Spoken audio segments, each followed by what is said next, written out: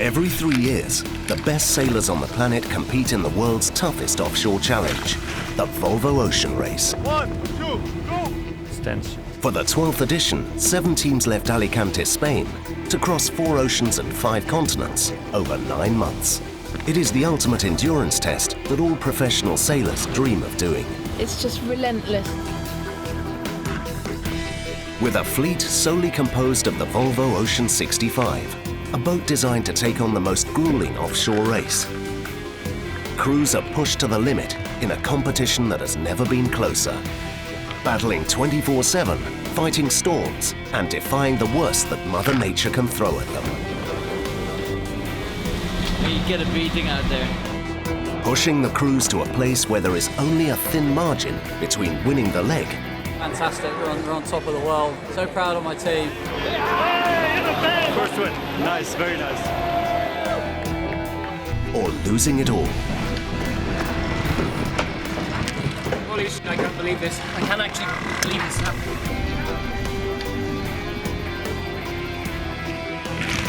This is their story.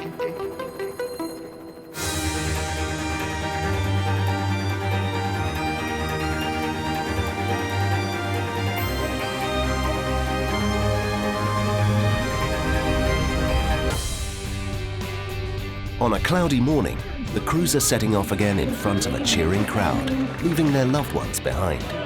Leg 3 is a hazardous one, and with plenty of dangers along the way, the sailors know that more than ever their skills will be tested to the limit. With the one designed boat, it is really down to the teams to make the difference. We know where we're going. We got a GPS.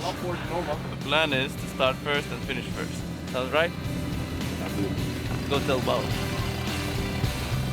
Unfortunately, the lack of wind means the start wasn't a sprint start, but each team tries to make the most of it. We're all hungry, we're all competitive people.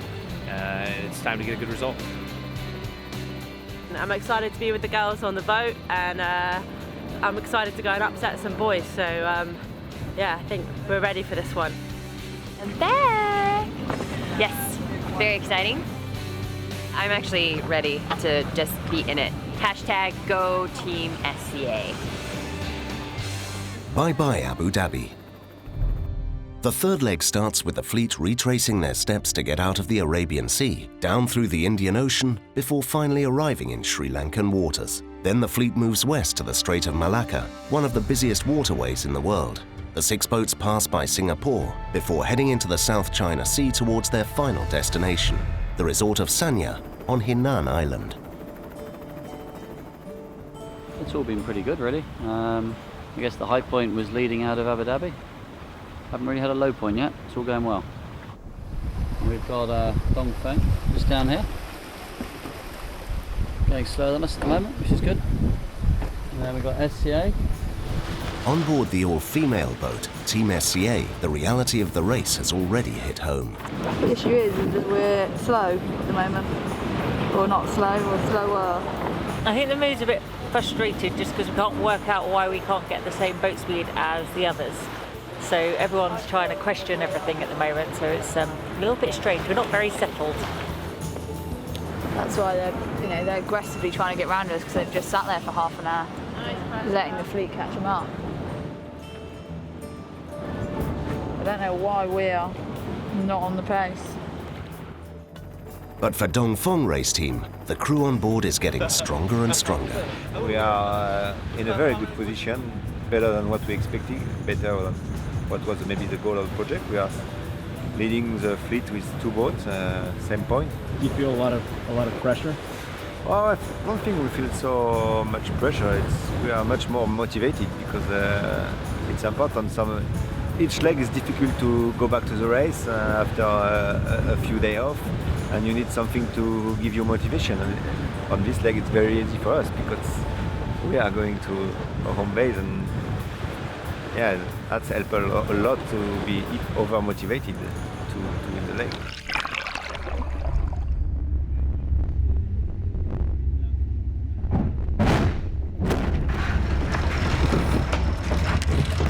I can't believe this. I can't actually believe this is happening. It's not looking good, Chris.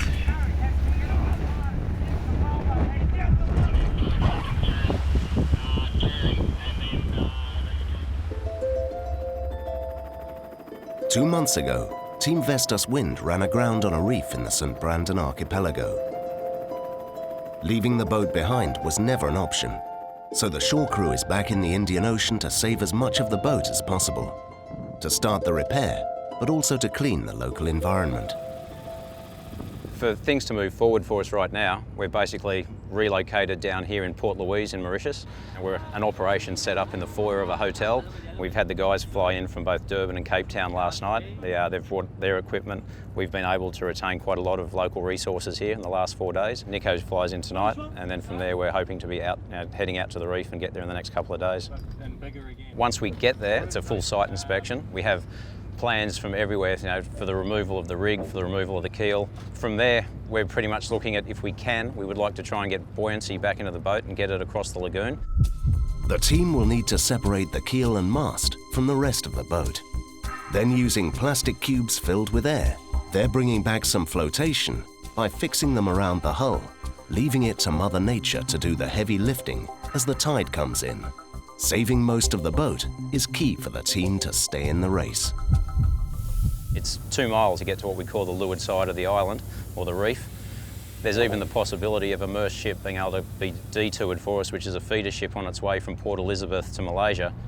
It's going to take a lot of good luck for things to fall into place, but there's that possibility that we could end up, side loading onto a feeder ship and the boat continue on to Malaysia and continue on to Italy, and end up in Persico Shed.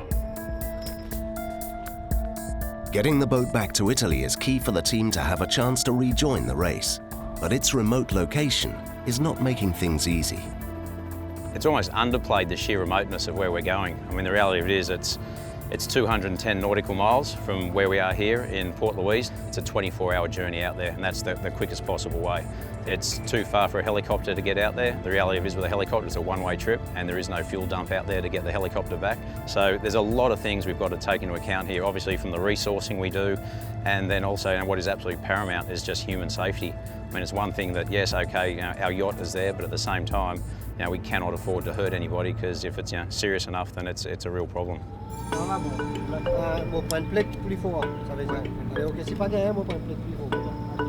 It's a colossal task ahead, but thankfully the locals have been key to the rescue mission.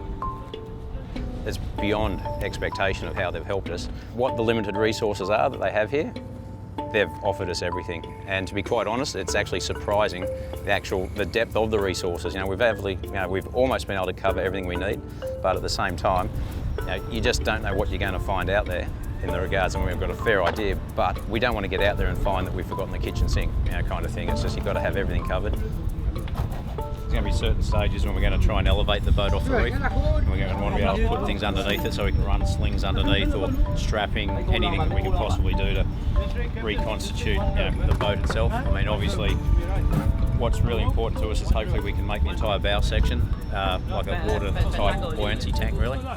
The guys that live out on Hildeswood, they're incredibly resourceful people. Now, you'll have conversations where you're talking about, well, we may need more of this and this, and it's the point where I'll say, well, that's okay, we'll disassemble the shed that's out there and you can use the roof beams, you can use this. So are we dealing with, like Captain Cook running aground in the Barrier Reef at 4 knots? Not quite, but at the same time, some of those materials that they would have used back in the day are going to be quite relative to what we have to do here. Both Vestas and Volvo, we're not going to leave the boat out there. We want to obviously get the boat back for many reasons, primarily one for just the protection of the reef. It's not going to be a simple operation, we know that, and there's a plan A, there's a plan B, there's a plan C, and hopefully we don't get to plan D. We are trying to re-enter the race. It's as simple as that. The main problem with coastal sailing is the overcrowded water. The fleet has to stay sharp, constantly on the lookout for any possible hazards. When you're completely offshore, it's okay. There is a few things in the water. The worst you can have is a container, because you can break the boat. Close to the shore, full with all the fishing stuff, and everything is not on the map as well. So we have to be careful. Do you know what this is? It's a net.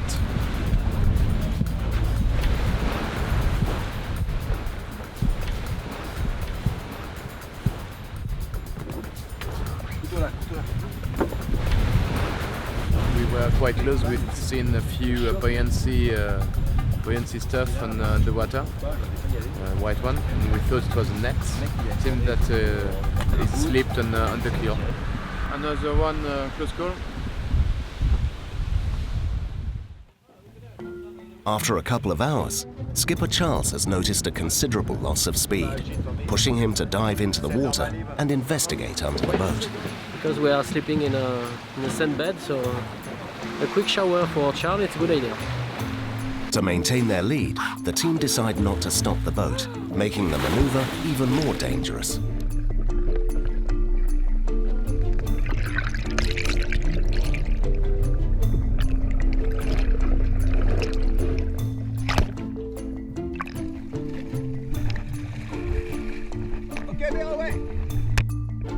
My hero. We lost 2 minutes, so during 2 minutes we lost if we go 10 knots, it's 10 knots is 5 meters per second. Quarter mile, maybe a bit more. That's not so bad. I don't like water. I don't like when it's cold, I don't like when it's wet. I don't know why I am on a boat. I don't know. All the creatures of the deep thoughts come into your head, I think. 20,000 leagues under the sea, giant squids and stuff.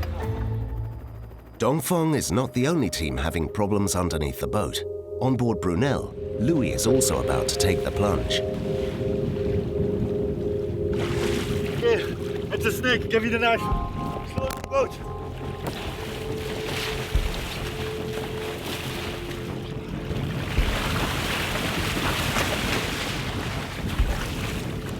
Go too fast.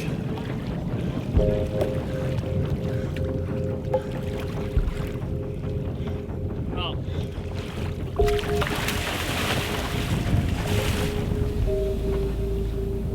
It's on the now. It's off. It's off? Yeah. Whoa. There's a snake around the sail rack. Over there? Yeah, it was dead. Bring it up. At least this way. This bit? Yeah, I saw it floating. This is my last Volvo ocean race. If there's snakes involved, I quit. Leg 3 of the Volvo Ocean Race is not just any other leg. It is steeped in history after being pioneered by Marco Polo, the adventurer who brought back pasta amongst many things to Italy. Anto, See, do you know who was Marco Polo? who? Marco Polo. I don't know him. Marco Polo. Good name, good sailor, no? If I say Marco, Carlo. Is an Italian fashion guy or? I use Prada. Marco Polo was an Italian merchant. I think it was like a family business. And he's most famous for his exploration into the Eastern Orient and through the Middle East, and for bringing back spices and silks to Europe. What we know about Marco is that he traveled a very similar route, except the opposite way that we're going now. We're not too sure about anything beyond that. We know that Marco and his father and uncle spent a lot of time in China, but everybody's not quite sure as to all the stories that Marco would have told were actually true. On board Azam, Neil may not be as well known as Marco Polo, but he certainly has experience when it comes to sailing. But having done the race many times, he also knows the price to pay when racing around the world. I guess you should never say never, but I'm was pretty clear there, and I'm pretty clear now. Physically and family-wise, I couldn't take on a whole race. A whole race is a big chunk of your life. For me to do one leg, it's actually, it's a kind of dream come true. You don't have to do all the hard miles. As anybody starting a new job knows, it takes time to fit into an existing team. I think it's easy to forget that these guys have done 20,000 miles together, and a lot of the manoeuvres, they don't even need to talk to each other. They know exactly what's happening. For me it's great because he's my watch partner. I've had the pleasure of sailing around the world with Neil once before, but he's somebody I've always looked up to. He's been our coach, so he knows everything about the team inside out. So it's been fairly seamless. It means the debrief's going to be pretty short when we get to Sanya, because he's part of it now. I think everybody's slightly different in their demeanour. Neil's good fun. He takes the racing very seriously, but he doesn't take himself too seriously. Neil, what's the first word that pops in your head? Beer. There's other words that I'd use, but I don't think we should put them on film. Sailing. Idiots. Ocean. Nice. Main thing is Neil and I are having a competition to see who can be the last one to change clothes and wash. At the moment it's day 13 and neither of us have actually opened our kit bag or had a wash. So it's going to be brutal. It's who's going to crack first. I'm pretty confident that's one thing I can win. Real quick, feet thing too. Tell me a bit about Neil's humour and about how many races he's done around the world, his pedigree. Well, the thing is now he's so old he can't actually remember, so we keep asking him. So we're looking forward to getting to Sanya and actually working it out for ourselves, because his memory's going, his eyesight's not what it was. But he's still got a lot more hair than me.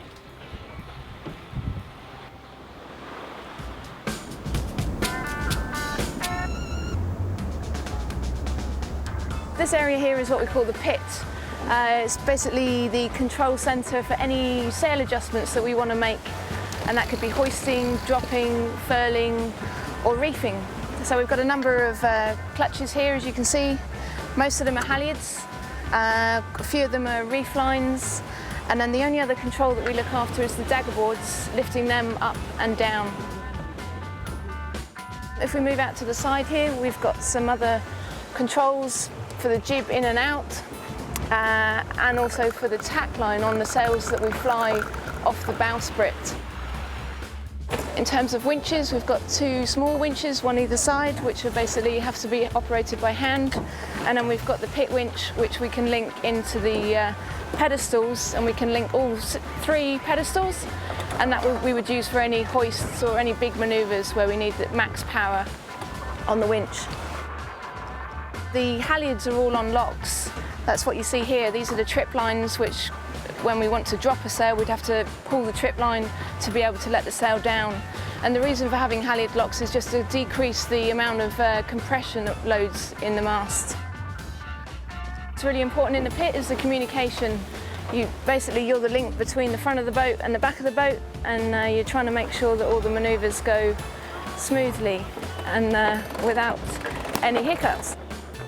The sails are obviously very heavy, and once you start winding up the loads on them, the one big issue that could happen is if the sail is not on the lock properly, and it would jump off the lock, and then the halyard would then just zoom off. So you need to be really careful with any lines that are left on the cockpit floor, that people are not standing in them. And so as a rule, when we're hoisting a sail, we always try to throw the halyard down below so that you prevent any risk of people standing in a bight of rope, and yeah, that would be an awful situation if that happened. With all their supplies on board, the Vestas salvage team is joined by skipper Chris Nicholson and is making its way back to the reef. The 26-hour trip gives Chris the opportunity to reflect. I really felt it actually when I flew in on the plane, flying above the reef, and you get a few flashbacks. But it's just good. I just saw Gabby, the local, and it's nice to say to him that, that we said we'd come back and get it. So it's kind of not what they're used to here. When wrecks happen here, they normally stay here. So it's one of those jobs that has to get done. Hopefully, if we can get enough of the boat off, it will make a difference. It will make a difference to us if we get back in the race or not. So there can be a better outcome out of it than just removing everything. So fingers crossed.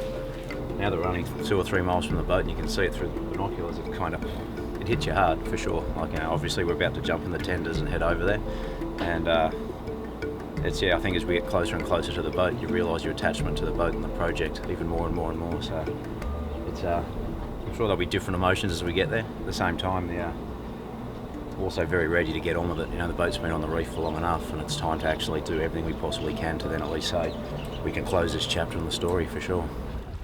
As the team gets closer to the site, they get a better picture of the task ahead. It's moving, actually. It is moving quite a bit. As we're speaking, it's moving. Yeah. absolutely. The waves, you reckon they don't look as big now, do they? Well, the bow section still seems relatively intact. Literally just standing on the reef right here. We're just trying to work out what the hull integrity is like between the two keel bulkheads, just to see what we can depend on. And that's standing on a rock right now, in between the bulkheads. Got to have a starting point. Well, we've got to take the first step first, haven't we? So we've got to get... I think the whole day is literally just going to be a series of baby steps trying to work out, how the hell do we really get moving. Pretty much. Ignore that. When you look at that crack there, it's not going to take much to run a saw along the bottom of the cockpit coaming and then straight down the back of the travelling track. The more time you spend walking around the boat, we are kind of answering a few questions for ourselves, which is good, like we want to obviously get rid of the keel. I think that's probably the first operation, and we're just working out how we can use the rig as a lever to help us support the boat to be able to get in there and cut it. A bit more damage obviously on the starboard side, but in general it's pretty much the same. It's kind of, just bad feeling when you think how it got here, and the night that we had in trying to make it through the daylight really. So and it's kind of like now where you see sort of like the power of the waves and the reef, and you're just pretty lucky everyone's all right. Very lucky everyone's all right. Got to sort of show respect to the ocean as always. At least now I can see that there's a way back into the race. And really before we had to put our eyes on it this morning, that was in doubt. So I think there's a much better chance now. But we need to have a lot of things go our way as well in the next few days, getting it out of here. But really good, capable bunch of guys. So we'll give it our best shot.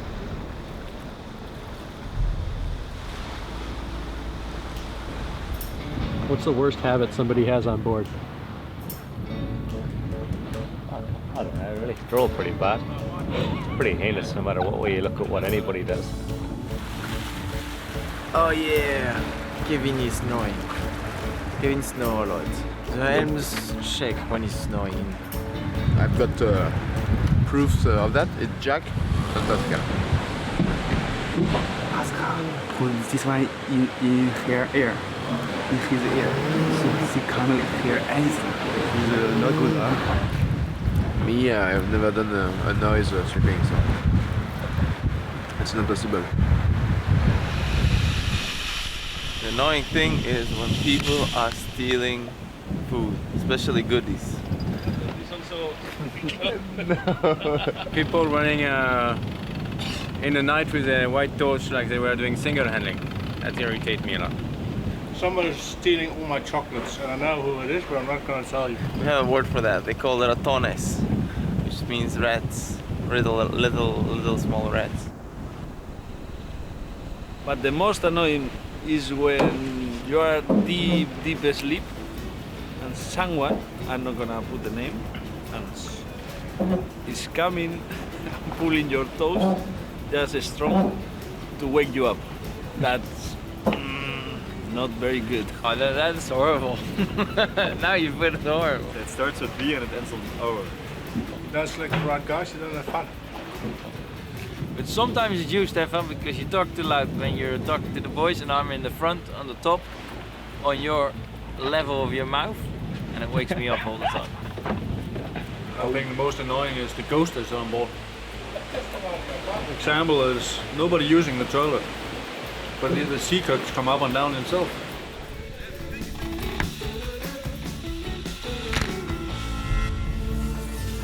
Next week, Vestas fight against the clock to save their boat. The onboard reporters give us an insight into their life. And Dongfeng are leading the fleet on their way home.